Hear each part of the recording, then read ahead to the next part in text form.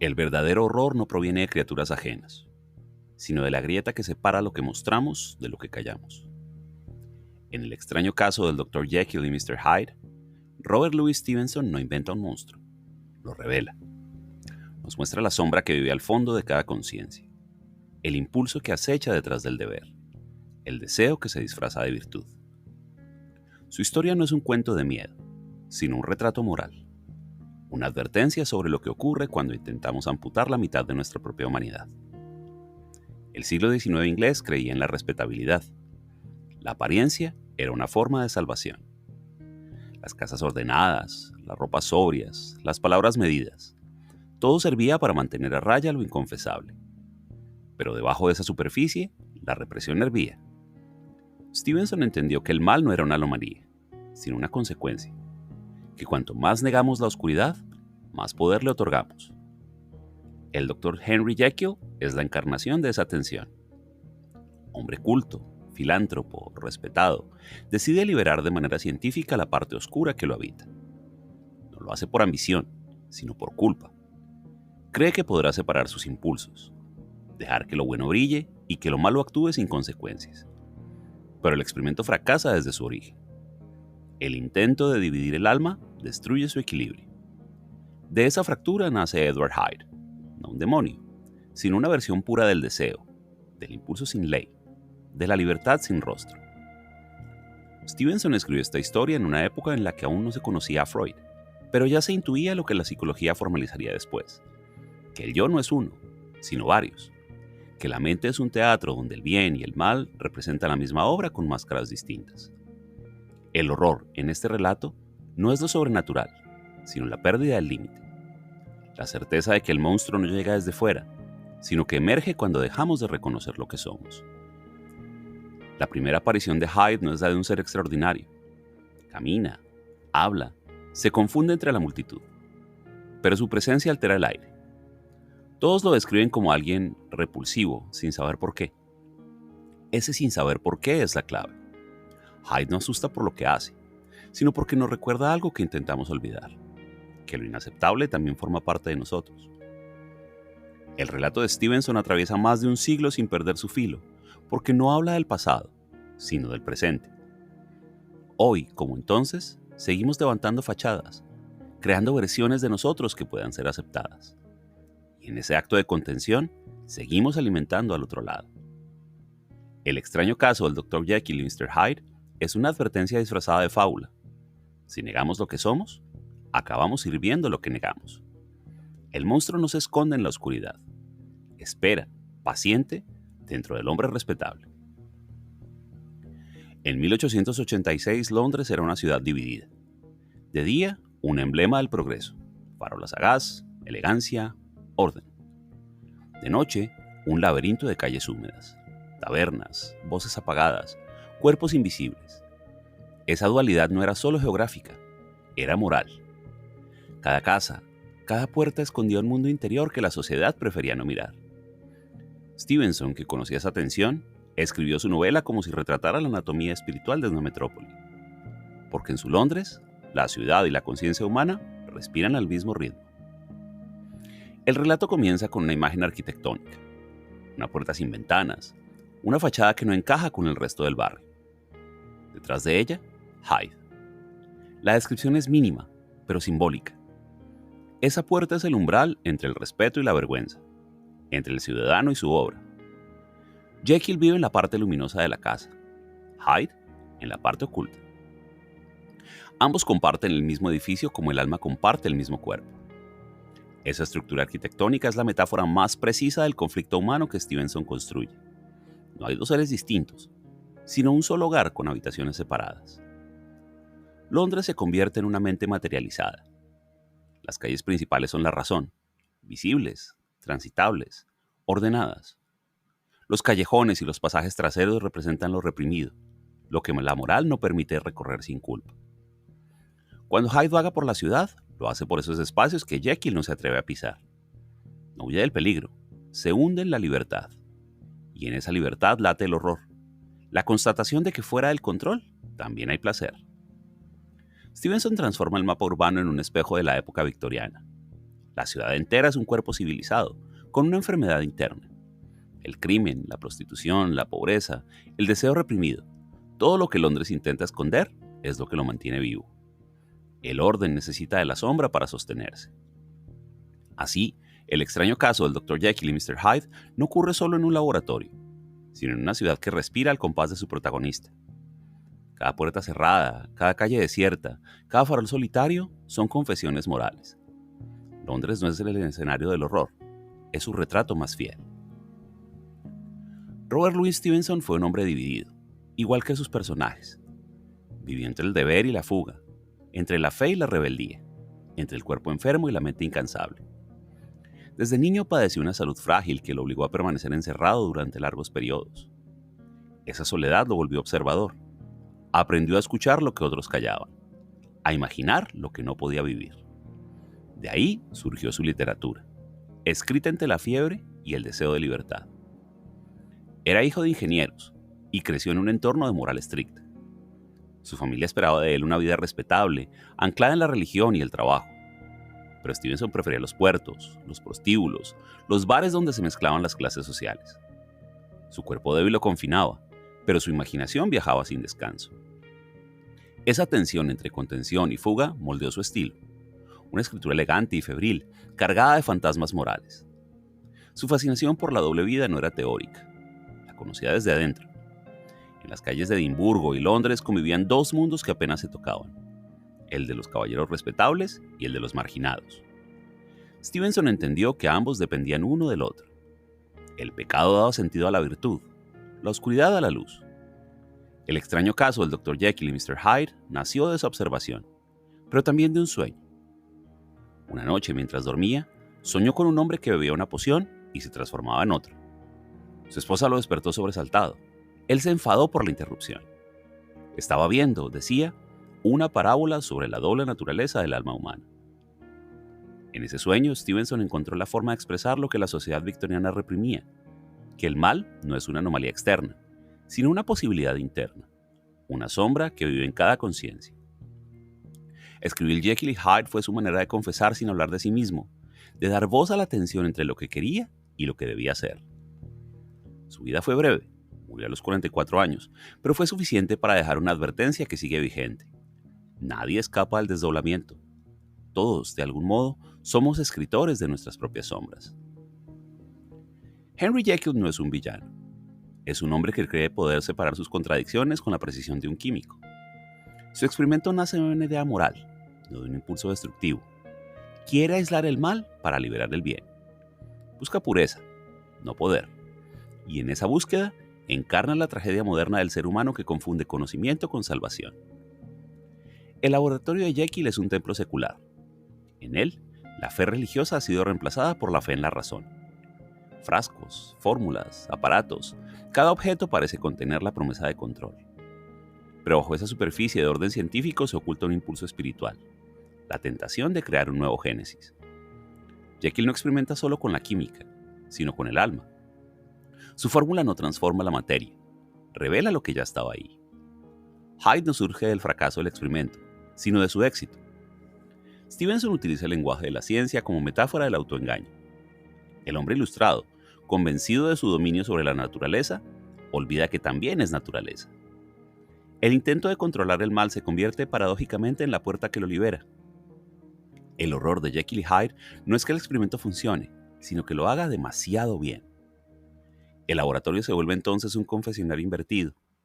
No se entra en busca de perdón, sino de permiso. Jekyll quiere explorar sin culpa aquello que la sociedad le prohíbe. Su transformación en Hyde le otorga anonimato, y con él, libertad. Pero esa libertad no es liberadora, es adictiva. Cada dosis amplifica la brecha entre la moral y el deseo. Y pronto, el hombre que creía dominar la poción, descubre que es la poción quien lo domina a él. Stevenson no escribe una advertencia contra la ciencia, sino contra la soberbia. El experimento de Jekyll es el reflejo del impulso humano por dividir lo indivisible, por arrancar del alma lo que le resulta incómodo.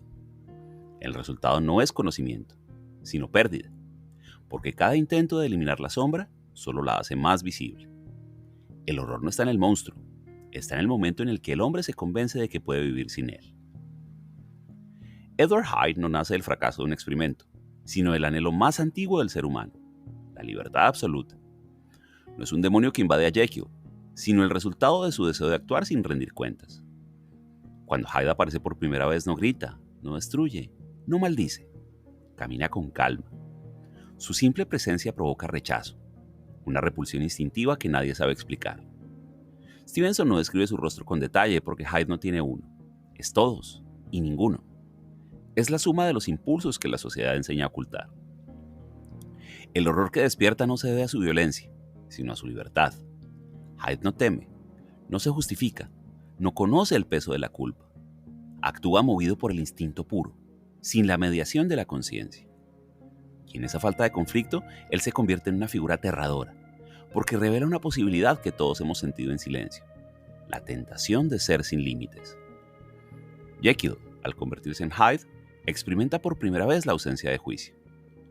En esa noche interior descubre un goce oscuro, la sensación de que el cuerpo y el deseo ya no necesitan permiso. El mal entonces deja de ser un acto y se vuelve una sensación. No hay placer en el crimen, sino en la desaparición del miedo. Stevenson muestra al monstruo no como un enemigo del alma, sino como la parte de ella que no soporta ser domesticada. Con Hyde, el escritor expone el precio de una moral fundada en la represión.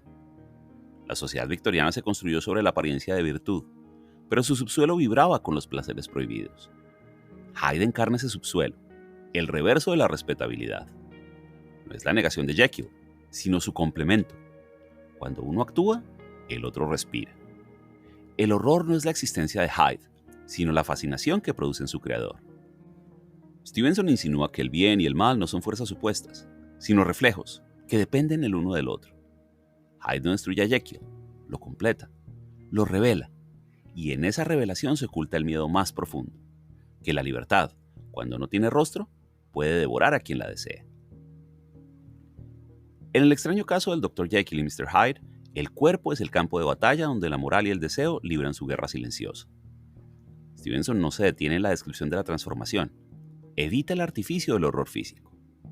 Lo que importa no es cómo cambia Jekyll, sino lo que ese cambio significa. El cuerpo, liberado de la vigilancia de la mente, se convierte en confesión. El siglo XIX veía el cuerpo como un espacio que debía controlarse. Comer, beber, desear o incluso reír con exceso eran gestos sospechosos. La virtud residía en la contención. Por eso Hyde resulta tan perturbador. Su sola existencia contradice ese ideal. No busca esconder el impulso, lo celebra. Su figura encarna todo lo que la sociedad prohíbe, el placer, la violencia, la espontaneidad, y lo muestra sin disimulo. No es el pecado, sino la evidencia del deseo sin vergüenza. Stevenson convierte esa tensión en metáfora. Jekyll representa el alma civilizada que se esfuerza por mantener el cuerpo bajo control. Hyde, la materia que exige ser escuchada. El uno intenta contener, el otro exhala.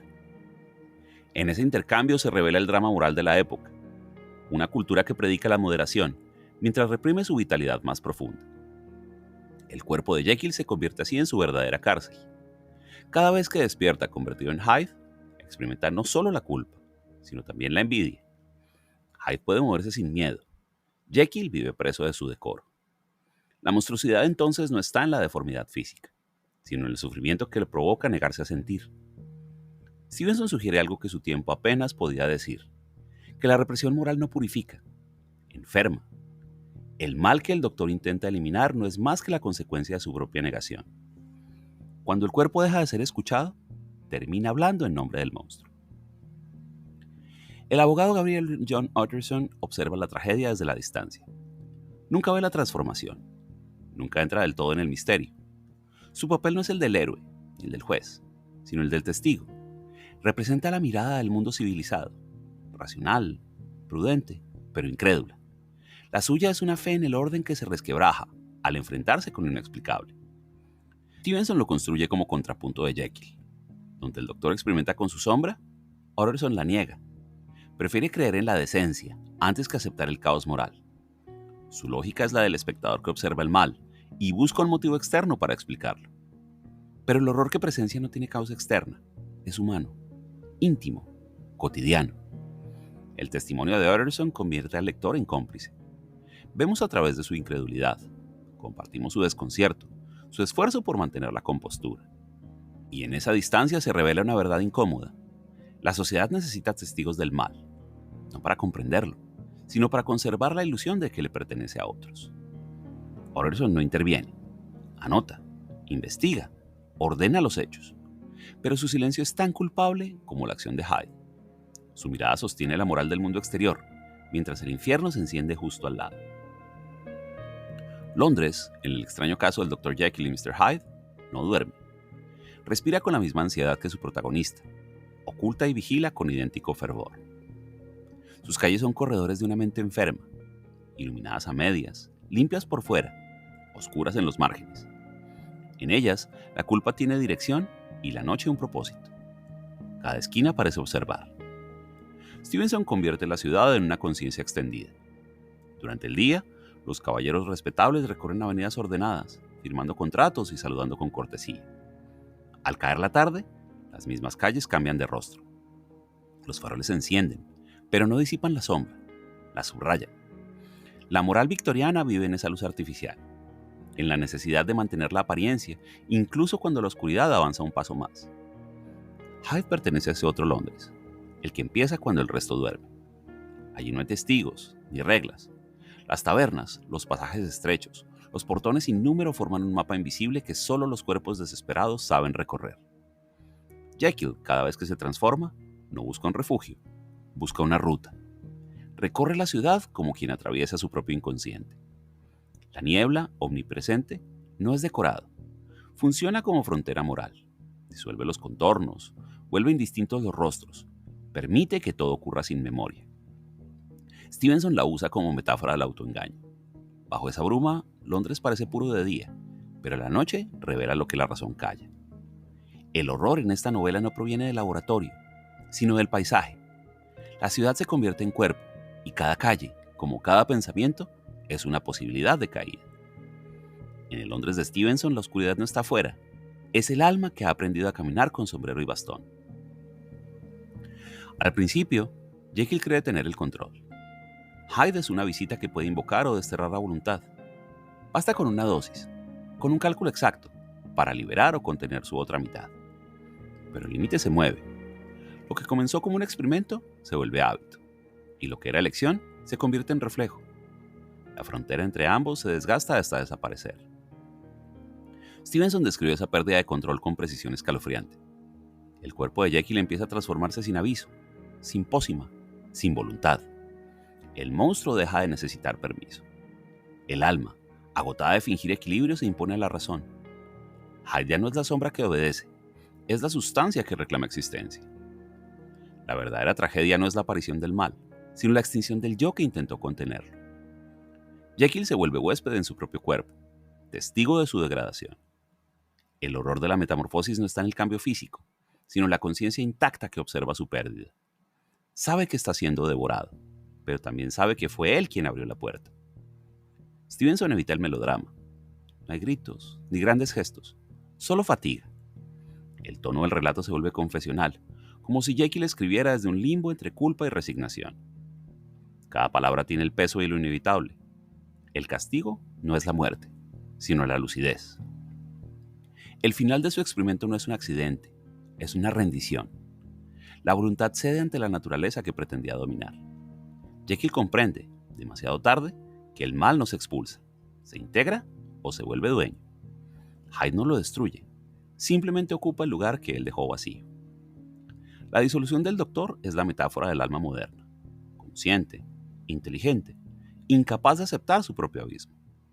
El monstruo no gana, solo sobrevive, como la parte del hombre que nunca quiso mirar y que al fin encuentra silencio.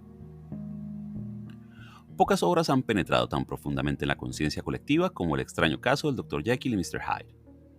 Su mito trascendió la literatura para volverse metáfora universal. No leemos la historia, la repetimos cada vez que hablamos de una doble vida, de contradicciones íntimas, de impulsos que no sabemos explicar. Stevenson no creó un personaje, dio forma visible a un arquetipo. Décadas después, Freud escribiría sobre el inconsciente y Jung desarrollaría la noción de la sombra, esa parte reprimida de la psique que contiene lo que no aceptamos de nosotros mismos. Pero Stevenson lo había intuido ya desde la ficción. Su novela no describe un caso clínico, sino una parábola moral que anticipa la psicología moderna. Jekyll y Hyde no representan dos seres, sino un solo organismo, escindido por la vergüenza. Lo que Freud teoriza, Stevenson lo hace vivir. El mito del doble no era nuevo. Ya estaba en el retrato de Dorian Gray, en William Wilson de Poe, en las leyendas germánicas del doppelganger. Pero Jekyll y Hyde cambió su sentido. El doble dejó de ser un espectro para convertirse en el reverso del yo, un compañero inseparable. El miedo dejó de ser al otro y pasó a ser a uno mismo.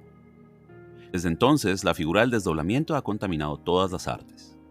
Está en El Cisne Negro, en Fight Club, en Breaking Bad. Cada versión moderna de ese conflicto repite la misma pregunta. ¿Cuánto de Hyde hay en lo que llamamos progreso, ambición, deseo, libertad? El monstruo ya no vive en los callejones de Londres, sino en los pliegues de la mente contemporánea. Stevenson no escribió un relato sobre la maldad, sino sobre la condición humana. Nos enseñó que el mal no es lo opuesto al bien, sino su sombra proyectada, y que toda civilización, para sostener su luz, necesita decidir cuánta oscuridad está dispuesta a ignorar. El mito perdura porque sigue siendo cierto. El monstruo interior no pertenece al pasado. Se adapta, se educa, se vuelve razonable. Y en ese disfraz moderno sigue esperando el momento de hablar. Henry Jekyll no muere por una maldición, sino por una certeza. Comprende al final que el monstruo que intentó separar nunca fue una parte ajena de sí mismo. Hyde no lo poseyó, lo completó. Y esa revelación, más que cualquier crimen, es lo que lo destruye. No porque lo condene, sino porque lo desnuda. El mal que temía no provenía del laboratorio, ni del cuerpo, ni de la ciencia, sino del deseo humano de fingir pureza. En su confesión final, Jekyll escribe con el tono de quien ya ha visto el límite. No hay dramatismo, solo una lucidez tranquila. Soy la suma de ambos, parece decir. Pero la sociedad en la que vive no admite esa mezcla. El orden necesita monstruos, necesita culpables claros, figuras que carguen con lo que todos sienten y nadie admite. Jekyll muere porque su tiempo no podía soportar su verdad. Stevenson entendió que el horror más profundo no es ser perseguido por el mal, sino reconocerse en él. Su novela no propone redención, sino aceptación. Aceptar la sombra no significa rendirse a ella, sino integrarla. Negarla solo la hace más fuerte. Comprenderla la vuelve humana. En esa tensión habita la dignidad del personaje. Su caída no es castigo, sino revelación. Más de un siglo después, seguimos leyendo Jekyll y Hyde, porque seguimos viviendo los mismos impulsos. Queremos ser íntegros, pero también libres. Deseamos pureza, pero amamos la transgresión. Y entre esos extremos construimos identidades, religiones, leyes, historias. El monstruo interior no es un enemigo que debe ser destruido, sino un recordatorio de lo que ocurre cuando olvidamos nuestra propia complejidad. El horror de Stevenson no es sobrenatural, es ético. Nos obliga a preguntarnos qué haríamos si pudiéramos actuar sin consecuencias, si nadie nos viera, si el juicio moral desapareciera. Esa pregunta, aún hoy, sigue siendo insoportable, porque la respuesta nunca es inocente. Jekyll no fracasa como científico, ni como hombre, fracasa como símbolo de la ilusión moderna de control. Creyó que podía ordenar su alma como un químico ordena una fórmula, y descubrió que la moral no es una ecuación, es una herida abierta, una tensión constante entre la luz que proclamamos y la oscuridad que nos permite verla. Cuando el cuerpo de Jekyll cae, no hay testigos que comprendan lo que ha ocurrido. El abogado anota los hechos, la ciudad continúa con su rutina, el laboratorio se cierra, solo queda el silencio. Pero en ese silencio algo persiste, la sensación de que la historia no ha terminado, de que cada uno guarda en algún rincón su propio Hyde, esperando un descuido. Stevenson no escribió una fábula moral, sino una confesión universal. Nos recordó que el verdadero miedo no está en los monstruos que acechan en la oscuridad, sino en la posibilidad de descubrir que siempre fueron nuestros. Gracias.